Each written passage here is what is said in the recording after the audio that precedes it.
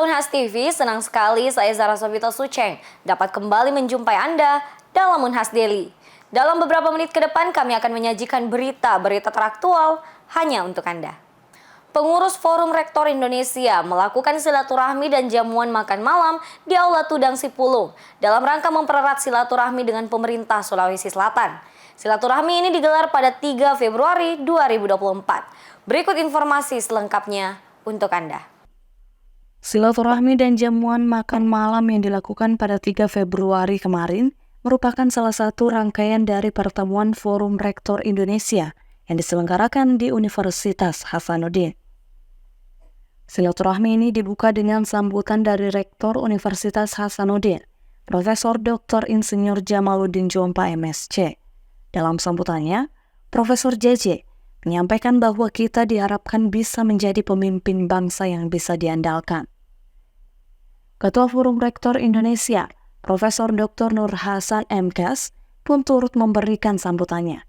Dalam sambutannya, ia menyampaikan bahwa tugas utama dari Forum Rektor Indonesia yaitu menyiapkan formula yang tepat dan unggul, agar Indonesia Emas 2045 bisa tercapai. Ia juga menyampaikan bahwa jika kita tidak bisa mencapai hal tersebut, maka akan menjadi masalah besar bagi kemajuan negara kita. Gubernur Sulawesi Selatan yang diwakili oleh Sekretaris Daerah Sulawesi Selatan, Dr. Andes Andi Muhammad Arsyad MSI, pun turut memberikan sambutannya. Ia berharap bahwa semoga perguruan tinggi bisa memberikan masukan terkait dokumen perencanaan daerah.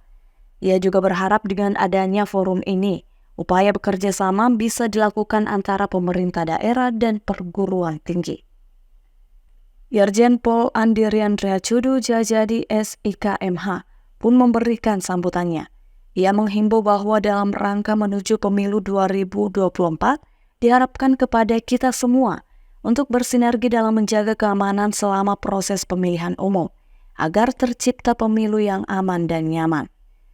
Akhir dari rangkaian kegiatan silaturahmi dan jamuan makan malam pertemuan Forum Rektor Indonesia tersebut, yaitu penyerahan buku dan sesi foto bersama. Andrea Ririn Karina, Muhammad Syaiful, Unhas TV. Pemirsa, proposal kini tidak lagi diwajibkan atas kebijakan baru di Universitas Hasanuddin. Lantas, bagaimana komentar mahasiswa terkait hal tersebut? Simak liputan selengkapnya untuk Anda. Fakultas-fakultas di Universitas Hasanuddin mulai menerapkan kebijakan baru dalam pelaksanaan tugas akhir atau skripsi di Universitas Hasanuddin. Kebijakan baru tidak lagi menggunakan ujian proposal seperti pada kebijakan lama, tetapi langsung kepada proses ujian hasil dan sidang tutup. Dalam SK Rektor nomor 2781-UN4.1-Cap-2018, bagian 14 pasal 18 dijelaskan bahwa seminar proposal penelitian dan seminar hasil penelitian bersifat pilihan atau opsional dan tata cara pelaksanaannya ditetapkan dengan surat keputusan dekan. Kebijakan ini bertujuan untuk percepatan kelulusan mahasiswa yang menargetkan masa belajar hanya 3,5 tahun. Menurut saya terkait kebijakan itu kan sudah beberapa diterapkan di fakultas lain. Nah, bagi saya itu akan menjadi efektif bagi kami mahasiswa, apalagi sebelum menyusun skripsi kan ada mata kuliah praseminar ya. Nah, di situ kita bisa menyusun proposal. Nah, nanti setelah itu kami bisa outputnya sudah bisa seminar hasil, Kak, begitu. Ya, kalau saya pribadi sebenarnya kedua-duanya ada plus minusnya sih. Nah, ketika kita melakukan seminar proposal, nah di situ akan kita diberikan masukan dari berbagai maksudnya dari beberapa dosen-dosen yang mungkin akan kita diberikan pandangan-pandangan mengenai penelitian kita. Nah, sebenarnya tergantung, tapi kalau saya pribadi, Kak, mungkin lebih efektif kalau langsung seminar hasil saja. Nurul Muhlisa juga beranggapan bahwa kebijakan baru ini ada plus minusnya. Di kebijakan lama, proposal yang masih diadakan dapat membantu mahasiswa untuk penelitiannya dengan masukan-masukan dan saran-saran dari para dosen, serta guru besar agar penelitian mahasiswa yang meneliti dapat berjalan dengan baik. Yang saya dengar pertama kali ya tentang kebijakan baru ini terkait bagaimana kemudian seminar proposal itu ditiadakan, kemudian langsung seminar hasil dan sidang tutup. Untuk pandangan saya pribadi sebenarnya ada pro dan kontranya sendiri sama seperti teman-teman mahasiswa yang lain. Jadi untuk pro-nya sendiri sebenarnya kebijakan ini bagus untuk bagaimana kemudian memberikan bonding yang baik antara mahasiswa dan juga dosen pembimbingnya. Sehingga ketika itu tercipta maka bimbingan yang biasa dikeluhkan sama mahasiswa dan segala macam itu bisa lebih ketat dan juga penyusunan dari skripsinya tersebut bisa lebih terstruktur dan terarah karena diarahkan secara progresif sama dosen pembimbingnya. Namun ya kontranya juga adalah jangan sampai ketika tidak ada penekanan dan tidak ada evaluasi pada saat seminar proposal dan langsung seminar hasil, beberapa komponen-komponen yang penting yang ditegaskan pada seminar proposal itu pada saat seminar hasil ternyata ada kesalahan dan kekeliruan yang fatal sehingga bisa jadi diulang. Jadi ya itu kontranya. Jadi kalau misal tidak sempro, ada salah misal di teorinya dan segala macam, otomatis diulang dari awal gitu kan. Jadi ini menjadi persoalan yang penting untuk dibahas. Andi Fauzan juga berharap agar kebijakan ini tidak menjadi bumerang bagi mahasiswa. Kebijakan yang harusnya mempercepat kelulusan mahasiswa jangan sampai menjadi penghambat karena harus mengulang ketika langsung diadakannya seminar hasil.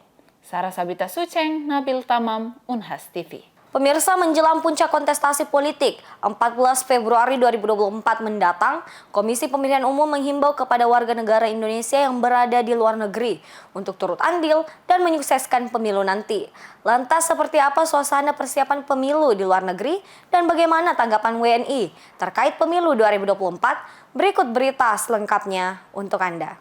Komisi Pemilihan Umum telah menetapkan waktu pelaksanaan pemilu serentak di seluruh Indonesia, yakni pada 14 Februari 2024. Ketiga pasangan Capres-Cawapres makin gencar melaksanakan kampanye bersama tim pemenangan masing-masing.